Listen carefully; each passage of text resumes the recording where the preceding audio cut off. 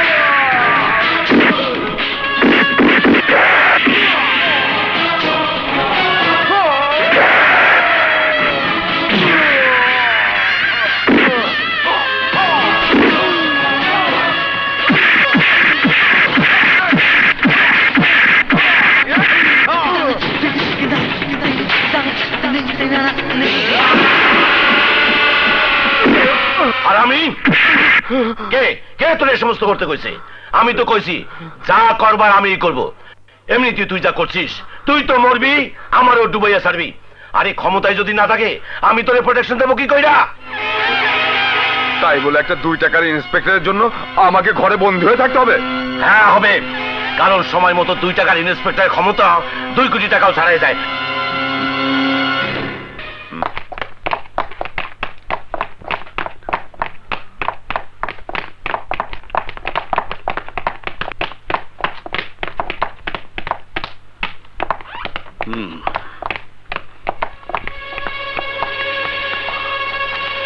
ইকবাল তুমি? ইন্সপেক্টর ইকবাল বলুন মিস্টার রাজা, ইন্সপেক্টর ইকবাল বলুন।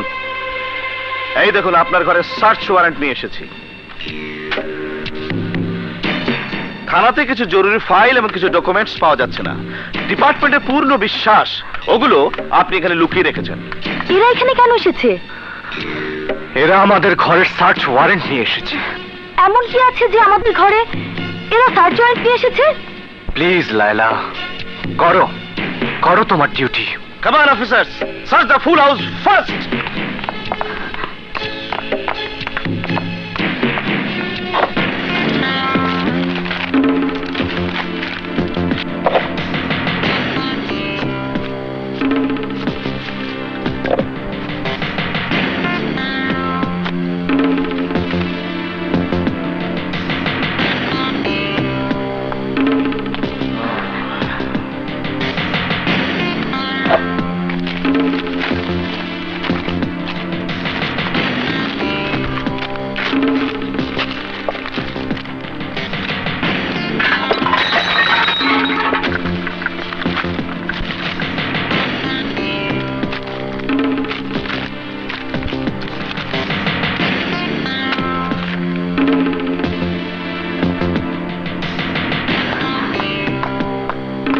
স্যার, বেডরুমে এই সুটকেসটা পাওয়া গেছে।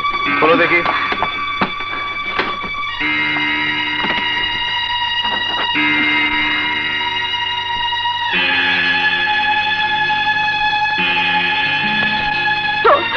কিছু বলো, কমসে কম এটুকু তো বলতে পারো আজই আমরা এই শহর ছেড়ে চলে যাব। না, যাব না, কোথাও যাব না। এরা যতই অত্যাচার করুক আমার উপর, আমি ততই কঠোর হব। এই ইকবালের বাচ্চা, তুই চৌধুরীর ভাইকে বাঁচাতে চাস তাই না? দিবার স্টেটমেন্টের ফাইল খুঁজতে এসেছিস, খোঁজ। তোর যত ক্ষমতা আছে সব দিয়ে খোঁজ। সারা জীবন খুঁজলেও ওই ফাইল তুই পাবি। ওর বাড়ির রান্নাঘরের হাড়ি পাতিল পরিষ্কার করতিস। আরে তাকিয়ে আছিস কেন? যা যা, খুঁজে দেখ পাস কিনা।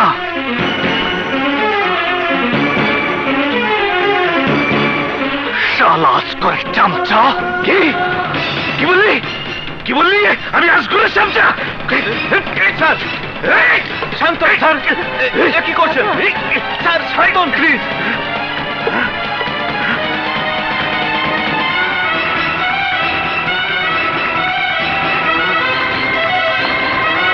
Officers, follow me.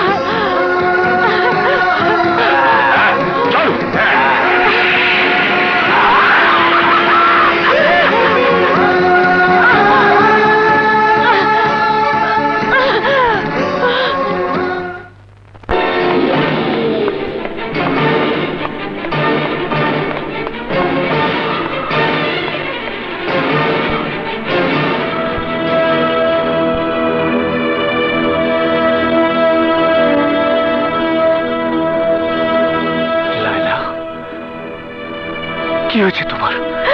বলো না প্লিজ।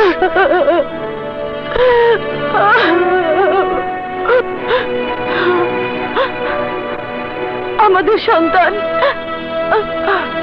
সন্তান আর নেই। কি? তুমি তো ওকে দুনিয়াতে আসার আগেই মেরে ফেলেছো।